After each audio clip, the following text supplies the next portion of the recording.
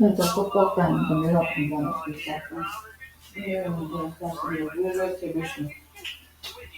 The 3-minute message instructs me to arrive at Hampden Park in Glasgow 3 hours before Scotland kick off against the Czech Republic.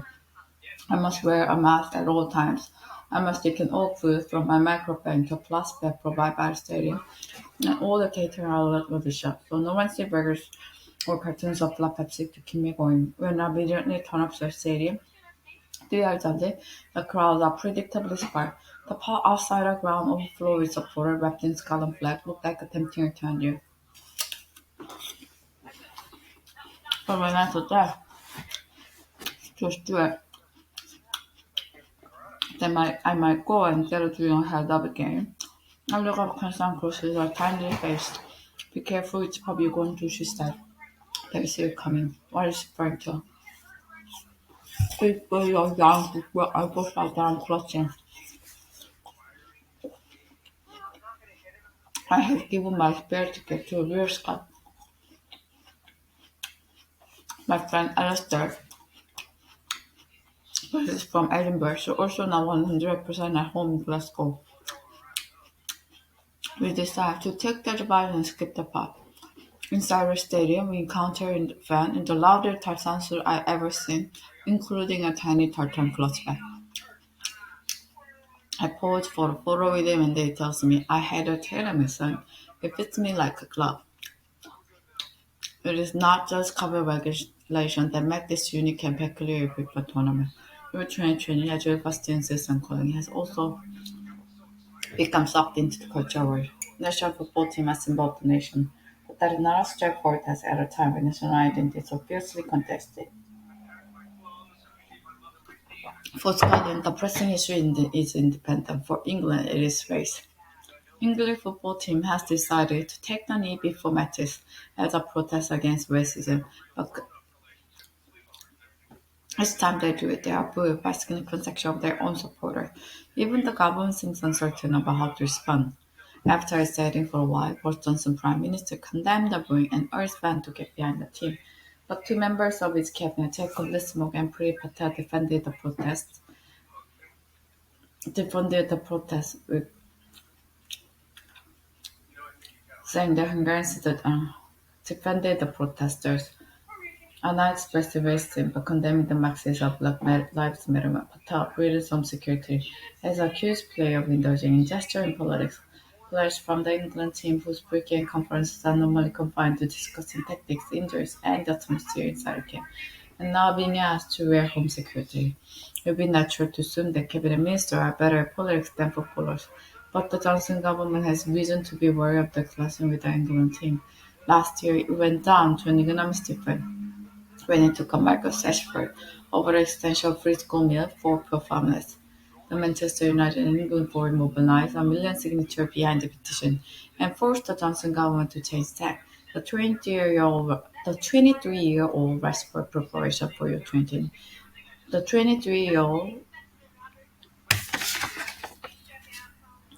Rashford preparation for your 2020 had defended for you to include a Zoom call with Brabham, while plenty of tourists are prepared to grumble about the work in Rashford. None are willing to take him in public. The culture wars over football are not just happening in Britain. The multiracial Belgian team took the knee in Russia ahead of their opening game. They were also booed by the crowd. Doubtless the Russians also protesting against Marxism. Viktor Orban, Prime Minister of Hungary, one of the host nations Euro 2020, had defended fans who wouldn't him to take the knee, saying the Hungarians see the gesture as a provocation. Orban is himself a right-wing provocateur who has become a hero to the Trumpist right in America by issuing frequent warnings about the alleged dangers Europe being flooded by Muslims.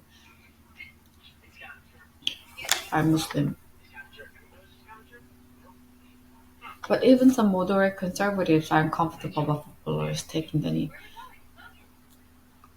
One prominent thinker in Britain admits to me that football is to win a political space, but now the national team has become a source of division. I can see what it means this year's tournament inevitably brings back memories of Euro '96. When England also played their games at Wembley and the whole country they seemed to get behind the team in an uncomplicated sort of way. Back then, packed the stadium joined in the all joined in the singing of the Lions. The ball's coming home. Now the stadiums are largely empty and some of the home crowds actually bring the play.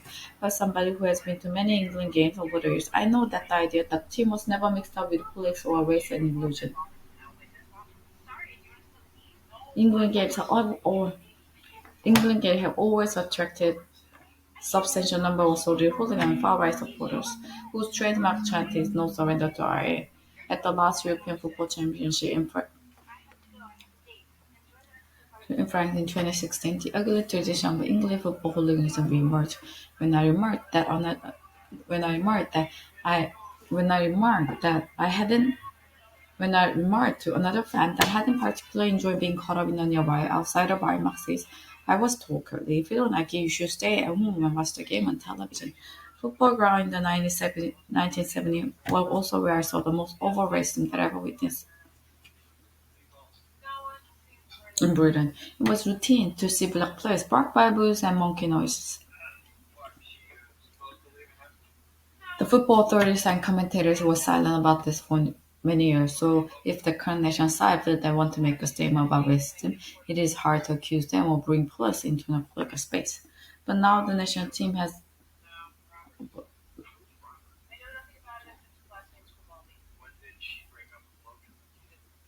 to make sense about racism, so if it's hard to accuse them of bringing police into the police, particularly the racial police, have always been there.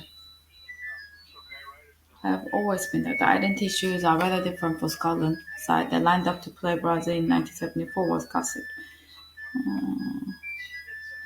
The identity issues are rather different for Scotland. Euro-trained Ukraine comes as the Scottish government is ramping up the aim for a second independent referendum. This is the first major international tournament the team has qualified for since 1998, neatly fitting the narrative of national revival. Arriving in Scotland for the first game of the tournament, I find the local paper full of optimism. In recognition of the enormity of the occasion, the Scottish government has even allowed school stop lessons to allow the kids to watch the game against Sex Lives. As a visiting English fan, I wonder how I feel about all this. I grew up supporting Scotland in big international tournaments. I had little option since England failed to qualify for the World Cup in 1974 and 1978. But British identity was less complicated back then. The back anthem play for the Scotland side that lined up to play Brazil in 1974 was God Save the Queen, although the recording does not show the Scottish player looking particularly delighted. Today the crowd and team will be belting off Love Scotland loud with its stirring one that we can still rise and be the nation again. When Scotland qualified for the World Cup of 1973, there were more than 90,000 people inside Hampton, but today, thanks to COVID, it's a little over 9,000. Far from the joyous return to the big time that has been advertised, it feels pretty black and lonely in the stands. Even if the Tartan army has been reduced to little more than a couple of battalions. They belt up Love Scotland loud enough to drown out conversation. The team start the game with all the expected passion to forward. Their captain Drew Robertson can be seen gesturing to his player to calm down. Then the tech score and the air is sucked out of the stadium. At halftime, which I choose spend in the tunnel next to the hand dryer, the warmest spot in Hampton, there is hopeful chatter around the unit that Scotland might be able to turn this round. But early in the second half, football history is made by the tech. The team centre forward gets the ball. Patrick Schick, the team centre forward, gets the ball in the half-forward line and floats over the Scottish goalkeeper into the net. It is one of the most brilliant goals any of us will ever witness. The side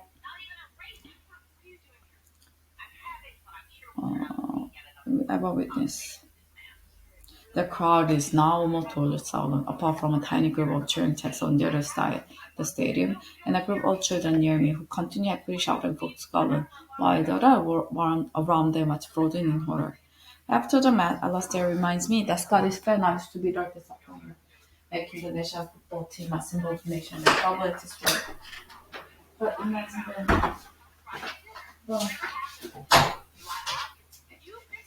imagine them scoring wonderful goals and celebrating the fan. But what if the great for the seniors who are expecting good build up in the net? You're trained to always make to deliver humble and setback for good football matches to respect with it. We're going to take time to avoid the slip out of the hinders of the game without the second football. 오늘 2시간에서 위에 풀줄 시작하고 하다가 퇴근하고 빼놓고 써보는 소재 was able to see Turkey go down to 2-0 defeat against Wales, 5 up over the Dutch on the last golden minute.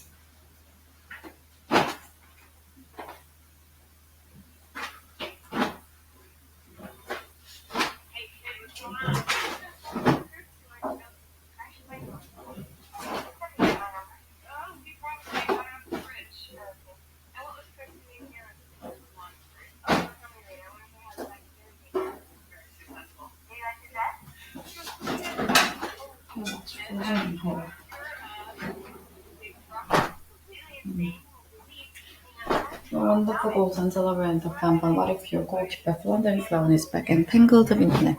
Your train tenure had already delivered a humbling setback for two football match popular leaders. Urban game permission for a capacity crowd to attend Hungary's opening game in Budapest against Portugal, only to see the nation side lose 3-0. The Qatar Erdogan, President of Turkey, traveled to Azerbaijan and sat in a place of honor next to the Azerbaijani president from where he was able to see Turkey go down to 2-0 defeat against Wales. England fans also have a habit disappointing their most ardent fan, the side of portrays as the embodiment of what we like to believe are national characteristics: courage, calmness under pressure. In fact, as a recent piece by Donald Lear in The Guardian pointed out, England are uniquely bad at holding a lead in a tournament. The numbers seem to suggest they might even be backwards, and that or has the French and Italians are much better at holding their nerve when they take a lead. If Gareth Southgate, the England manager, can somehow break this cycle and turn England into a winning outfit, he will inadvertently provide a huge boost to Johnson government that is desperate for symbol of the success of Britain. But Southgate has subsequently unmistakably positioned himself to the left of the government on taking the knee. He leads a multiracial team and has continued to defend their right to make statements other than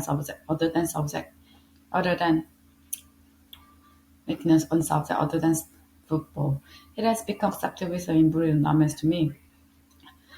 It has accepted with the brilliant that culture wars always work better for the right than the left.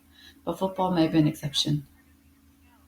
A poll taken across Europe before Euro 2020 showed 54% of England football fans supported taking the knee with 39% of polls.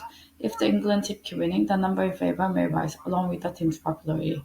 For once, the right may find itself on the wrong end of a culture war. For the duration of Euro 2020, I will care much less about who wins the culture war than who wins the tournament. For Scotland, Euro 2020 began with a deflating defeat.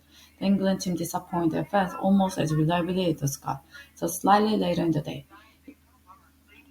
On the other hand, this is a real tournament. It's taking place in the middle of pandemics, the stadiums are quite full, and England are playing half this knee. I am allowing myself to afford a real outcome of the law, an England victory.